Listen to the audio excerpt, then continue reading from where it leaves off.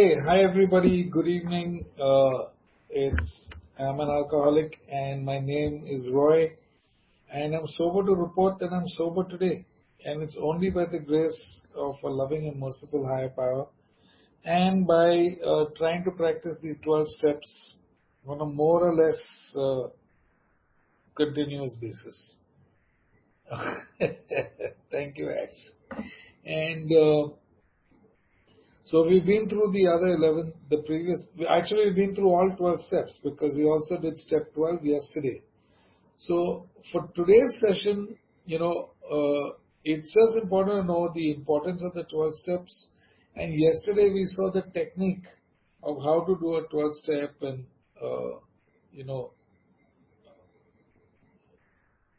why we should do it, page 89. Information we need before we start, page 90, what we should tell them, drinking stories, page 91, the disease, page 92, the spiritual experience of personality change, page 93, the outline of the program, page 94, homework to do, page 95, and then you start sponsoring them on page 96. So we went over that guideline. So it's really nice to actually take a look at a 12-step call that was done. And who better than the first two guys who put this whole thing together, Bill W. and Dr. Bob. But before we go into that, what I would like to do is refer to another book called The 12 Steps and the 12 Traditions. And I'd just like to read out a couple of quotations from that book. If you have your 12 and 12 with you now, you can open it to page 100 and, one second, I lost my page, 130. And here's what it says. Now this was written 1952, published in 53. So this was 12, 13 years after the big book was published. So now AA has been around for almost 20 years. The book has been around for about 12, 13 years. They have a lot of people that have stayed sober under several different circumstances. They know what the success rate is like. They're getting prepared to launch the second edition of the big book. So they have a lot of data right now. And this is what they said on page 130. The AA member has to conform to the principles of recovery. His life actually depends upon obedience to spiritual principles.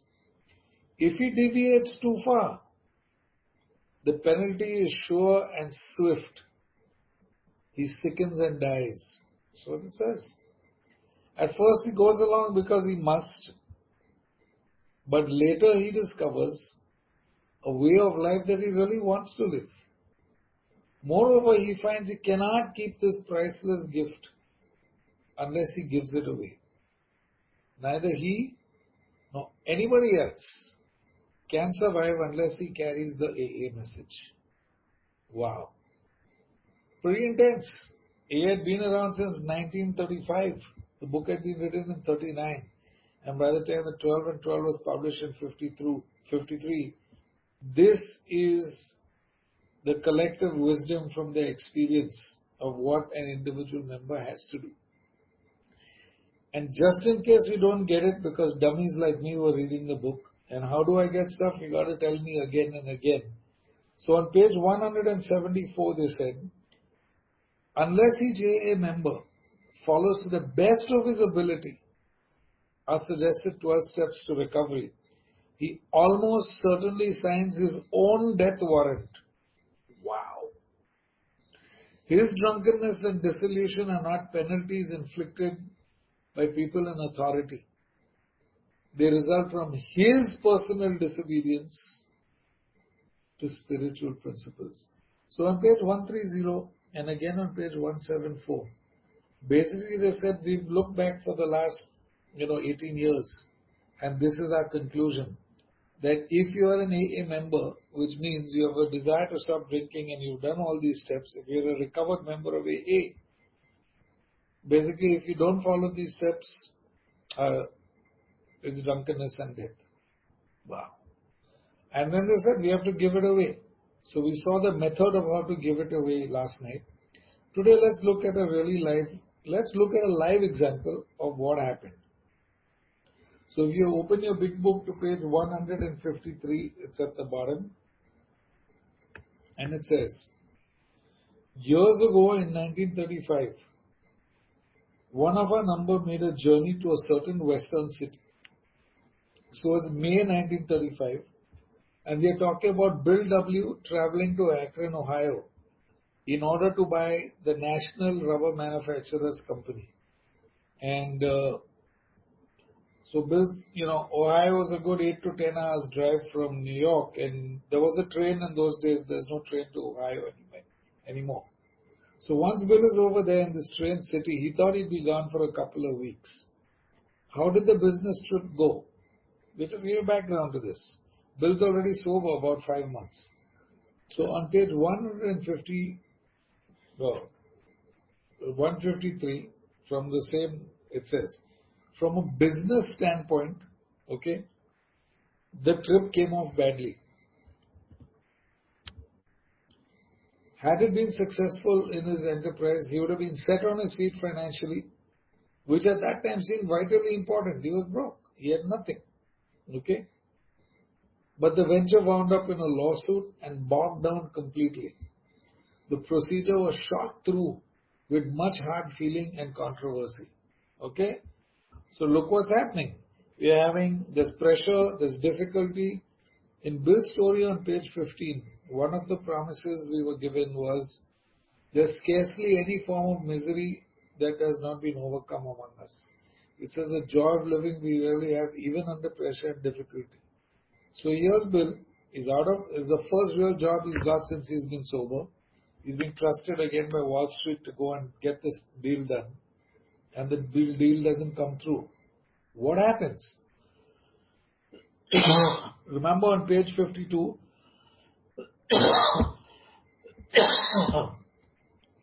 excuse me, they gave us the symptoms of unmanageability. So what were Bill's unmanageability symptoms? Let's turn to page 154, the second paragraph. Bitterly discouraged, he found himself in a strange place, discredited and almost broke. Still physically weak and sober but a few months, he saw his predicament was dangerous. He wanted so much to talk to someone, but whom? So it's 1935. The only other two sober people he knows are Roland Hazard and Abby Thatcher. Roland was sober. He was not interested in the Oxford group, and he was not interested in working with other drunks. He was damn happy to be sober, and he went on with his life. Abby Thatcher was happy to be sober, but he wasn't that interested in helping out drunks. He was more interested in the Oxford group Christian movement. That was his deal. And Bill wanted to talk to somebody. He's in a strange town. He is almost broke. He has less than $10 in his pocket. In fact, doesn't even have enough to pay his hotel bill. So think about that.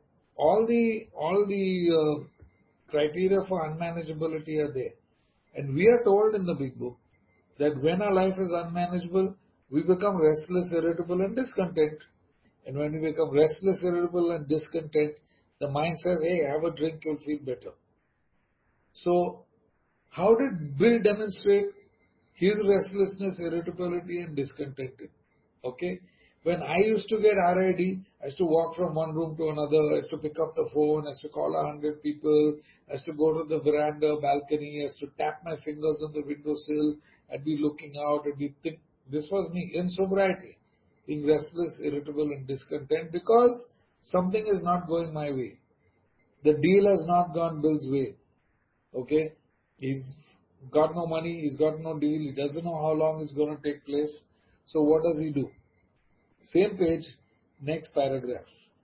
Now this date is May 12th, 1935. It's Mother's Day. Okay? One dismal afternoon,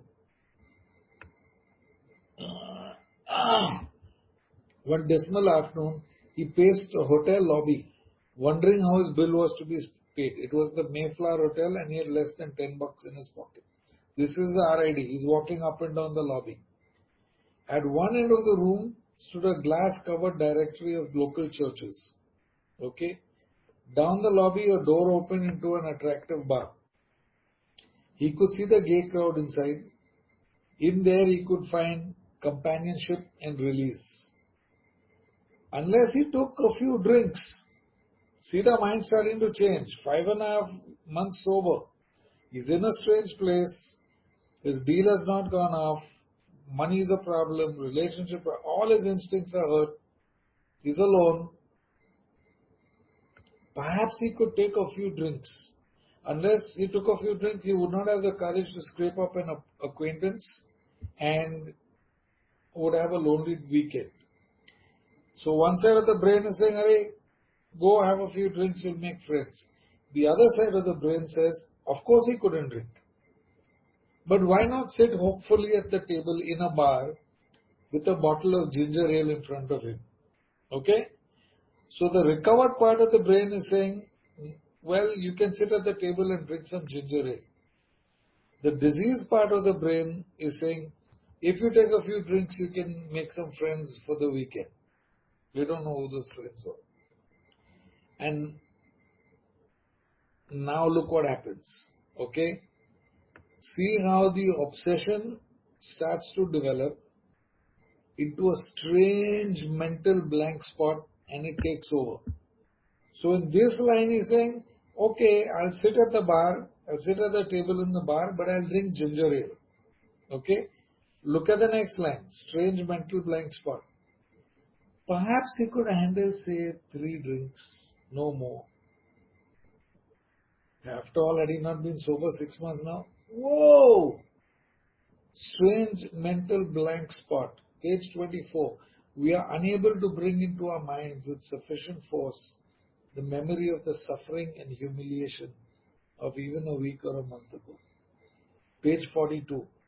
When that strange mental blank spot comes upon us, there is no defense against the first drink. And Bill has forgotten everything. He was a millionaire on Wall Street. He had a Park Avenue apartment. He lost everything, went to Canada, made it again, lost again. For 5 years, in and out, hospitals and detoxes and jobs and running from city to everything forgotten. 5.5 months sober, forgotten. And his mind says, well, I'm sober almost 6 months, I can have 3 drinks. I don't know what his math was. Maybe 1 drink for every 2 months of sobriety. I don't know what his math was. But this was where the obsession starts to develop into a strange mental blank spot and take over. Now the big book says on page 43, okay, that neither he nor any other human power could, come to his defense. The defense must come from a higher power. So how does God intervene and how does God raise a defense? Look at the next slide. So while one side of the mind is saying drink ginger beer, the other side is saying have 3 drinks, and one side is saying no, you can't drink, the other says, well, you're sober 6 months, you can. Here's what happens. Fear grips him. He was on thin ice. So that, I believe, is his God, his higher power intervening and putting some fear into Bill. Fear, panic, whatever it might be.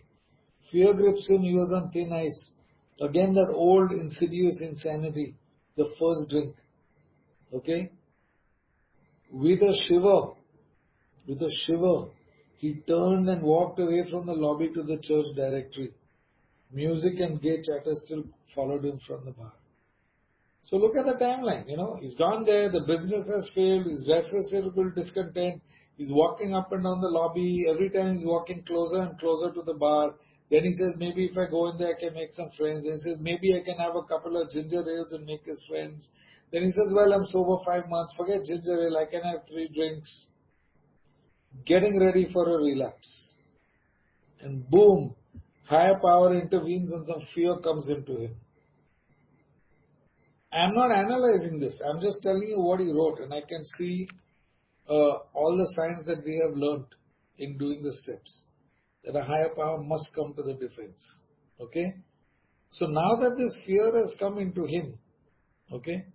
So now the thinking is going to change. How does the thinking change? Let's look at the next paragraph.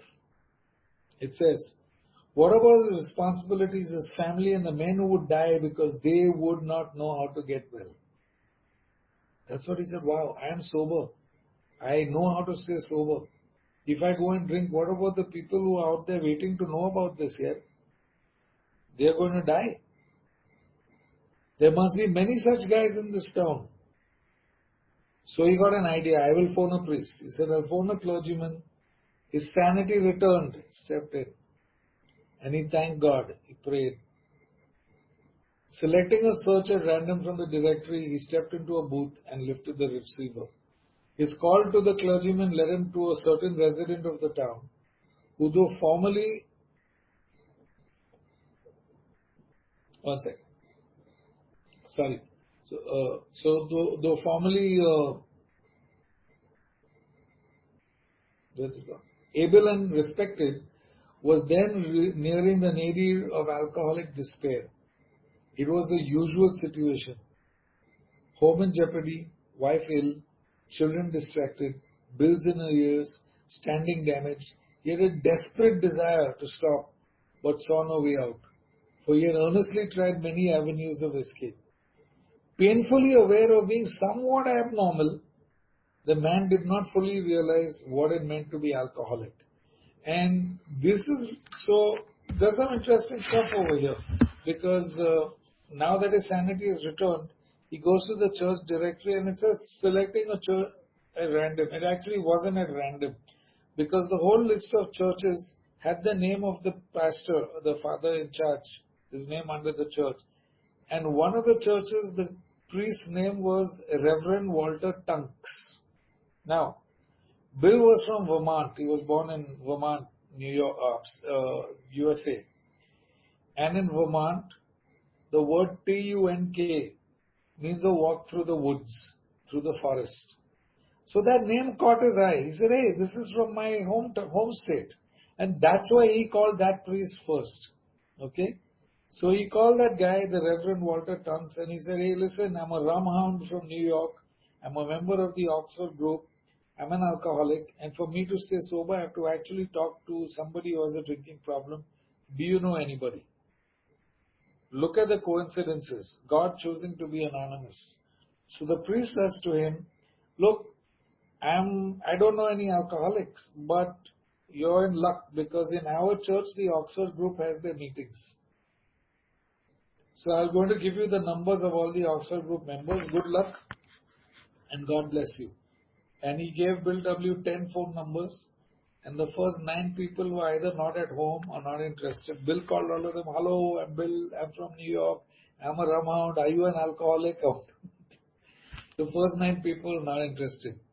But the last person he called was a lady, and her name was Henrietta Seiberling, and she was the wife of the owner of the Goodyear Tire Company. And she said, Bill, I'm not an alcoholic, but we have another Oxford group member who definitely has a drinking problem and definitely needs to meet you. And he's a doctor. His name is Dr. Robert Smith. We call him Dr. Bob. And he said, this guy has tried all kinds of ways to stay sober. You're a godsend. She said, just this morning I was praying to God to send me a message. And now you're calling me. That's amazing. So Bill says, chalo, can I meet him now? She says, hold on, let me call you back. And she calls Dr. Bob's house. It's Mother's Day, 1935, May 12th. My mom's birthday, by the way. And Dr. Bob's wife says, you know what, I think that's great, except our Charlie is completely drunk and he's fast asleep. He passed out under the kitchen table. He's sleeping on the floor. So we'll do this tomorrow evening. And that was Dr. Bob. Okay. So the next evening, on May 13th, 1935, okay, Bill W. meets Bob for the first time. They met at the Goodyear Estate Gatehouse on the 13th May 1935 at 5 o'clock in the evening. Dr. Bob didn't want to meet this bloody guy from New York, and he made his wife promise no more than 15 minutes with this guy. I'm not interested in any lectures or anything. And after 15 minutes, let's go. And that meeting lasted from 5 in the evening till 11:15 that night. 6 hours, 15 minutes. So what happened at that first meeting? Page 155, the second paragraph. Now this is Bill and Bob meeting. When our friend related his experience, when our friend Bill related his experience, alcoholism, the man, Dr. Bob, agreed that no amount of willpower he might muster could stop his drinking for long. A spiritual experience he considered was absolutely necessary. But the price seemed high upon the basis suggested. What was the basis? Admit defeat, ask God for help, take your inventory, share it with the member, go and make your amends, and pass the message to someone else. That was the price that had to be paid. Dr. Bob said, no, the price is high. I can't go and tell people I'm an alcoholic. He told her he lived in constant worry about those who might find out about his alcoholism. He had, of course, the familiar alcoholic obsession that few knew of his drinking. Why, he argued, should he lose the rest of his business, only to bring still more suffering to his family by foolishly admitting to his plight to people from whom he made his livelihood? Here's the reservation. He would do anything, he said, but that. Are you willing to go to any lengths, Dr. Bob? No, I'm willing to go to some lengths, not any lengths. I'll do everything except make amends. So that is what Bill W. wrote on page 155. Now let's see from Dr. Bob's viewpoint, how did Dr. Bob view it? So, if you go to page 179, okay, of your big book, in the first, second, third paragraph, I'm just going to read through that. This is Dr. Bob sharing his experience, strength and hope. We entered our house at exactly 5 o'clock and it was 11:15 when we left. I had a couple of shorter talks with this man afterward and stopped drinking abruptly. The dry spell lasted for about 3 weeks. Okay? Now you go to 180, first, second paragraph. The question which might naturally come into your mind would be, what did this man do or say that was different from what other people had done or said? It must be remembered that I had read a great deal and talked to everyone who knew or thought they knew anything about the subject of alcoholism. But this was a man, Bill W., who had experienced many years of frightful drinking, who had almost all the drunkard's experiences known to man, but who had been cured by the very means that I had been trying to employ, that is to say, the spiritual approach. So Dr. Bob was going to the Oxford group, oh God, let me drink, but not let me get drunk. He didn't know about the disease.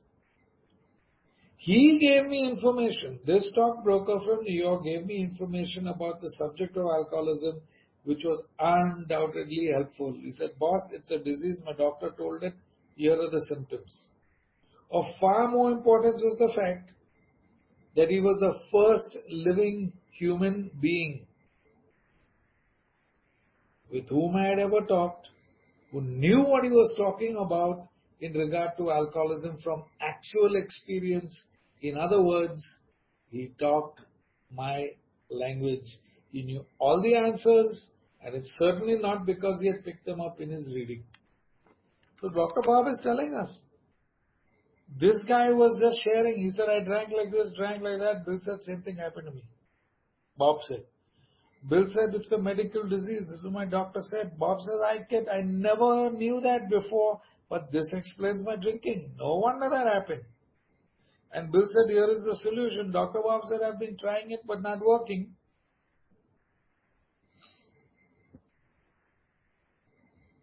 So now that he has his information, did Dr. Bob relapse after this? Because remember, he refused to make the amends. Let's go back to 155.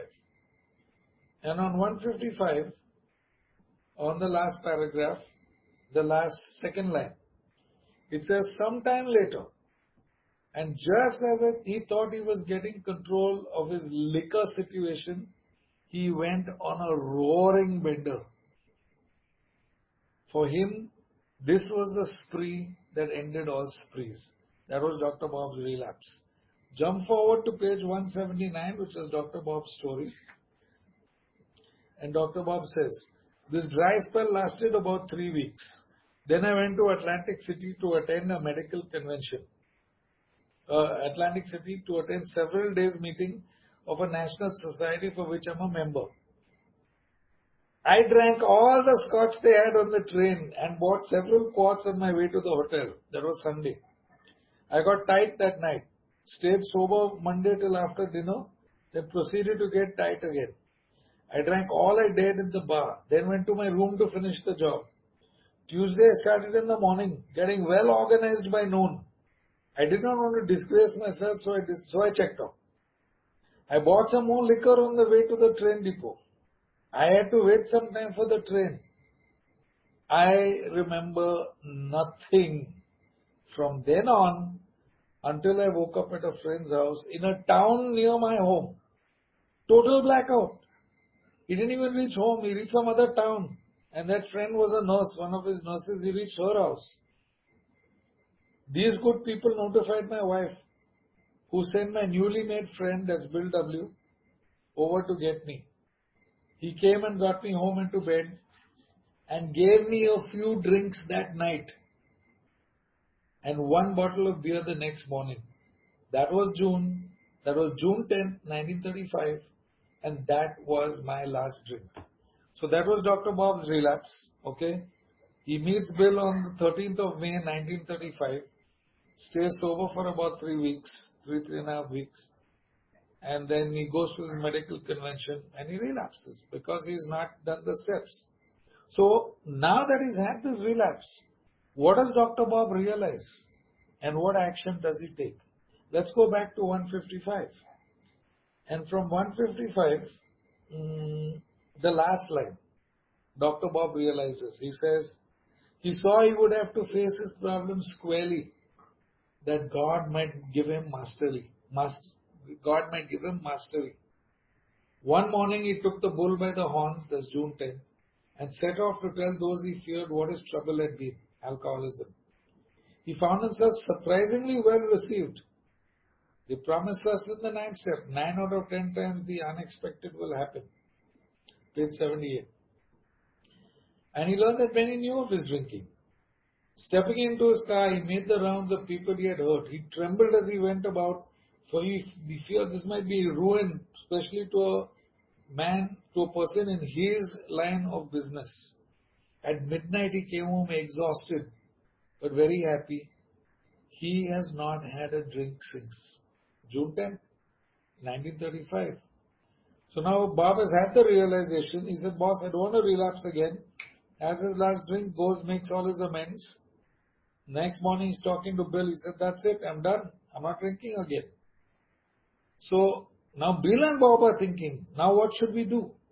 So what do they realize and what actions should they take? So if you go to the next paragraph, it says on the second line, both saw that they must keep spiritually active. That's what they realized. So what action did they take? They called up the head nurse of a local hospital. This is 26th of June, 1935. The nurse's name was Mrs. Hall and the hospital was Akron City Hospital. So they called up the head nurse of the local hospital. They explained their need and inquired whether she had a first-class alcoholic prospect. So her first question was, Dr. Bob, why are you asking me this? He said, because I have a friend from New York who has a cure for alcoholism. She said, have you tried it on yourself? He said, yes, and I am 16 days sober. So then she gives them information. She says, okay, we've got a corker. We've got a good one for you. He has just beaten up a couple of nurses. He goes off his head completely when he's drinking, but he's a grand chap when he's sober.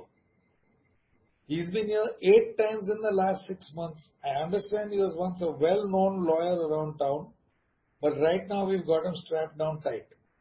Here's a prospect, all right, but by the description, not too promising. The use of spiritual principles in such cases, meaning the steps, was not so well understood as it is now, but one of the friends said, that's Dr. Bob, put him in a private room. We'll be down. So June 10th, he has the last drink. For 16 days, they are sitting and talking and saying, what should we do? What should we do? And they realized, they said, we have to be spiritually active. And how to be active? Let's find some alcoholics and tell them this program. And Dr. Bob says to, okay, we'll call my hospital and this is what happens. Okay? So he says, put him in a private room. And in those days, everybody was in the ward, and it was only if you're going to die that the hospital would put you in a private room so that you could die with dignity. Okay? So, what happens on the first 12-step call? Now it is 2 days later. It is the 28th of June, 1935. Let's go to page 157, and it says the line number 4, 2 days later. Okay? 2 days later, a future fellow of Alcoholics Anonymous stared glassily at the strangers beside his bed. Who are you fellows? Why this private room? I was always in a ward before. Said one of the visitors, we're giving you a treatment for alcoholism. Hopelessness was written large on the man's face, and he said, no, that's no use. Nothing will fix me. I'm a goner. Last 3 times I got drunk on the way home. I'm afraid to go out of the door. I can't understand it. That was the guy's reaction. So what is the first thing that Bill and Bob said to him, and how long did they do? So the next paragraph, it says, for an hour, 1 hour, 60 minutes, the two friends told him about their drinking experiences. Here's how we drank, here's the fun we had, here's the trouble we had, here's the jobs we lost, here's the drinking experience. They told they drunk a lot. Over and over he would say, that's me, I drink like that. So they said they drank a lot. What's the second thing that Bob and Bill discussed? Same page 157, next paragraph. The man on the bed was told of the acute poisoning from which he suffered, how it deteriorates the body and warps his mind. There was much talk of the mental state that precedes the first drink. Yes, that's me, the sick man said. The very image. You fellows know your stuff all right, but I don't see what good it will do. You guys are somebody. I was once, but I'm a nobody now. From what you tell me, I know more than ever that I cannot stop. At this, both the visitors burst into a laugh. Said the future fellow anonymous. Damn little to laugh about that I can see. So the first thing is they told their stories for 60 minutes. The second thing is they explained the disease. And in both instances, yes, he said, yes, I drink like that. Oh man, obsession and allergy, that explains it. That makes sense for how I drank 3 times on the way home from hospital. It definitely makes sense. Was the third thing that they discussed. The two friends then spoke, page 157, next paragraph. The two friends then spoke of their spiritual experience, what we call today step 2 and 3, and told them about the course of action they had taken up. They told them, and what we call that today, step 4 to 12, and this is what they said. They said, here's what we did. Admit defeat, ask for help, take an inventory, share with someone, make amends, help others. Wow. So now I'd ask Girish quickly to send me a reading of Bill D's story, which I couldn't find, and he did find it, and he said, so if you go to page, Girish, which page was that? I thought it was 186, 187. Yes, 186. Correct. So now Bill and Bob have told them about the disease. They've shared their story, told the disease, and explained the solution. Now look at this conversation. It's extremely interesting. From the first line of page 186. Okay? So Bill W. turns around and talks to Dr. Bob. And now Bill D is writing, A number 3. He said, I don't think he knew I heard him, but I did. And he said, well, I believe this guy is worth saving and working on. Then they both said to me, do you want to quit drinking? It's none of our business about your drinking. We are not up here to take any of your rights or privileges away from you. But we have a program whereby we think we can stay sober. Part of that program is to take it to someone else who needs it and wants it. And now look at the important line. Now, if you don't want it, Mr. Bill D, we will not take up your time and we'll be going and we're looking for someone else. He said, no, I definitely want it. The next thing they wanted to know was whether I thought I could quit of my own accord without any help. Page 44, can you stop? Can you control? Page 45, lack of power, that's the problem. Can you stop on your own power? If I could quit on my own accord without any help, if I could just walk out of the hospital, never take another drink, if I could, that was wonderful, that was just fine. And they would very much appreciate a person who had that kind of the power.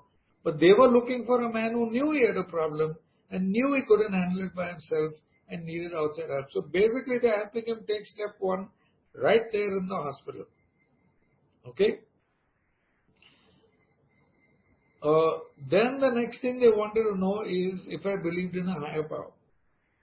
I had no trouble there because I never actually ceased to believe in God, and I tried lots of times to get help but I hadn't succeeded. Step 2 ho gaya. Step 1, can you stop? No. Can you control? No. Do you believe in a higher power? Yes. Step 1, step 2, done. In hospital. So date, June 26th they called the hospital, put him in a private room. June 28th they met him. Okay? And in these 2 hours, this is the conversation. Next, they wanted to know, opening the door to step 3, whether I would be willing to go to this higher power and ask for help, calmly and without reservations. They left this with me to think over, and they left the hospital. Okay? So that is what happened with Bill D. We saw from the big book section that they talked about the spiritual experience and they told him the course of action they carried out, but they actually took him through step 1, step 2, and then they said step 3, are you willing to turn your will and life to God? You think about it, and we'll see you tomorrow. So what happened tomorrow, June 29, 1935? Let's go to page number 158. Next, they found the prospect more receptive. He had been thinking it over. Maybe you're right, he said. God ought to be able to do anything.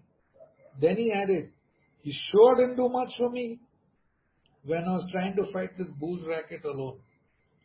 So let us go back to page 186 at the bottom. And now we'll see from Bill D's perspective, because they told him, think about it, and they left. Now look at Bill says. They left this with me to think over, and I lay there on the hospital bed, and I went back and reviewed my life, whole life. I thought of what liquor had done to me, the opportunities I had discarded, the abilities that had been given to me, and how I had wasted them. And I finally came to the conclusion that if I didn't want to quit, I certainly ought to want to, and that I was willing to do anything in the world to stop drinking. Page 58, if you want what we have, and I'm willing to go to any lengths to do it. I was willing to admit to myself that I had hit bottom, step 1, that I had got hold of something that I did not know how to handle by myself, alcoholism. So after reviewing these things and realizing what liquor had cost me, powerlessness and unmanageability, I went to this higher power. That to me was God, without any reservation. Okay? So he's thinking about it, and then he gives them this answer. And he says, and he says, yeah, God ought to be able to do anything. He sure didn't do much for me when I was fighting this booze racket alone. So they said, okay, if God is able to do anything, then you should really consider turning your will and life over to God. We'll come back tomorrow and we'll see you. So what happens on June 30th, 1935? Okay. Back to page 158. On the 3rd day, the lawyer gave his will and life to the care and direction of his creator, step 3, and said he was perfectly willing to do anything necessary, step 4 to 12. We'll jump back to page 187 and see what Bill D's own words. He said, I went to this higher power, that to me was God, and without any reservation. And I admitted that I was completely powerless over alcohol, and I was willing to do anything in the world to get rid of the problem. In fact, I admitted that from then on, I was willing to let God take over instead of me. Page 62, I stopped playing God. He's the director, I'm the actor. He's the father, I'm the children. He's the... Wow. Now we go back to 158. On the third day, the lawyer gave his life to the care and direction of his creator and said he was perfectly willing to do anything necessary. His wife came, scarcely daring to be hopeful. Though she thought she saw something different about her husband already, he had begun to have a spiritual experience. He has done step 1, 2 and 3 in the hospital. June 28th, he met the boys. June 29th, he said, yep, I'm willing to do this. And June 30th, he gives his will and life over to the care of God. That afternoon, June 30th, he put on his clothes and he walked from the hospital a free man. He entered a political campaign. He made speeches, frequenting men's gatherings of various places. He went to bars, he went to whoopee parties, often staying up all night. He lost the race by only a narrow margin. But he had found God. And in finding God, he found himself. And that was in June 1935. He never drank again. And finally, on page 164 of the big book, it says, our book is meant to be suggestive only. We realize we know only a little. We know only a little, and we put it in 164 pages. The little that we know has brought recovery to over 5 million people. I don't know how many crores of birds that is in India.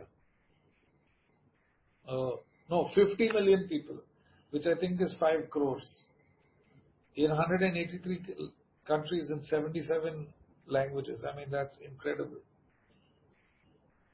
God will constantly disclose more to you and to us. So, I was at an AA meeting the other day before the lockdown, and a guy was sharing, he was an old timer, must have been 35, 40 years sober. He was, I was talking to God and God spoke to me, and newer people laughed. They said, oh, this guy's crazy, God spoke to him. They had clearly not read the big book, because it says, God will constantly disclose more to you and to us. Ask him in your morning meditation what you can do each day for the man who is still sick. The right answers will come if your own house is in order. How do I put my house in order? I finish my 4th step. I share with my sponsor in 5th. I ask God to remove the defects in 6 and 7. I try and make all my amends in 8 and 9. I constantly do a 10. I do my 11 morning, night. And I try to pass the message out to other people. That's keeping my house in order. But obviously, you cannot transmit something you haven't got. So if you haven't done the steps, and if you're only staying sober on willpower alone in the grace of God, you're not going to be able to show people how to do the steps. Go back to page 96 where it says, having had the experience yourself, you can give much valuable advice. See to it that your relationship with God is right. What relationship? Page 46. God is you understand God. If your concept of a higher power says you can have a wife and 2 mistresses, and that's your concept, and no consequences, that's your concept, man. See to it that your relationship with him is right. And here's the promise. Great events will come to pass for you and countless others. This is the great fact for us.